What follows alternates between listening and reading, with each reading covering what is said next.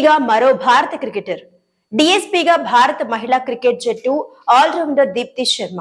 యూపీలోని మొరాదాబాద్ జిల్లాలో డిఎస్పీగా నియమిస్తూ ఉత్తర్వులు జారీ. ఈ విషయాన్ని తన ఇన్స్టాగ్రామ్ ఖాతా ద్వారా తెలియజేసిన మహిళా క్రికెటర్, భారత మహిళా క్రికెట్ జట్టు ఆల్రౌండర్ దీప్తి శర్మకు ఉత్తరప్రదేశ్ ప్రభుత్వం సర్కార్ కొలువు ఇచ్చింది.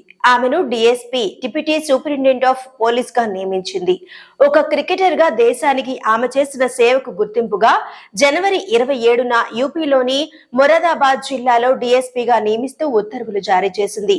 ఈ విషయాన్ని దీప్తి బుధవారం నాడు తన ఇన్స్టాగ్రామ్ ఖాతా ద్వారా తెలియజేసింది. ఈ సందర్భంగా ఉత్తరప్రదేశ్ ప్రభుత్వానికి తనకు తగిన గౌరవం ఇచ్చినందుకు ధన్యవాదాలు తెలుపుతూ ఫోటోలను పంచుకుంది. ఈ మైలురాయిని సాధించినందుకు ఎంతో గర్వంగా ఉంది. డిఎస్పీ పోస్టుతో నా చిన్ననాటి కళ నెరవేరింది. అన్ని విధాలా నాకు తోడ్పాటు అందించిన నా కుటుంబానికి హృదయపూర్వక కృతజ్ఞతలు తెలియజేస్తున్నాను. వారి అచంచలమైన మద్దతు, ఆశీర్వాదాలు ఈ రోజు నన్ను ఈ స్థాయిలో నిలబెట్టాయి. ఈ అవకాశం కల్పించినందుకు ఉత్తరప్రదేశ్ ప్రభుత్వానికి కూడా కృతజ్ఞతలు తెలుపుతున్నాను. డిఎస్పీగా నా విధులను చిత్తశుద్ధితో నిర్వహిస్తానని హామీ ఇస్తున్నాను.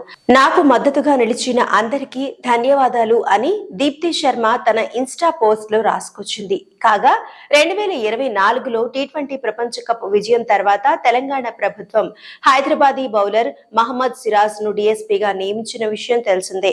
ఆ తర్వాత ఇప్పుడు దీప్తి శర్మ ఇటీవలి కాలంలో ఆ స్థానాన్ని పొందిన రెండవ భారతీయ క్రికెటర్ అయింది. ఇక భారత మహిళా క్రికెట్ జట్టులో స్పిన్ ఆల్రౌండర్ అయిన దీప్తి శర్మ గతేడాది వన్డే, టీ20 ఫార్మెట్లలో అద్భుతమైన ప్రదర్శనతో ఆకట్టుకున్నారు. వన్డేలలో టాప్ వికెట్ టేకర్ గా గతేడాదిని ముగించిన ఆమె టీ20లో 30 వికెట్లు సాధించింది. ప్రస్తుతం ఆమె ఉమెన్స్ ప్రీమియర్ లీగ్ WPL సమీపిస్తుండటంతో దానికోసం సిద్ధమవుతోంది. దీప్తి శర్మ యూపీ వారియర్స్ కు ప్రాతినిధ్యం వహిస్తున్న విషయం తెలిసిందే.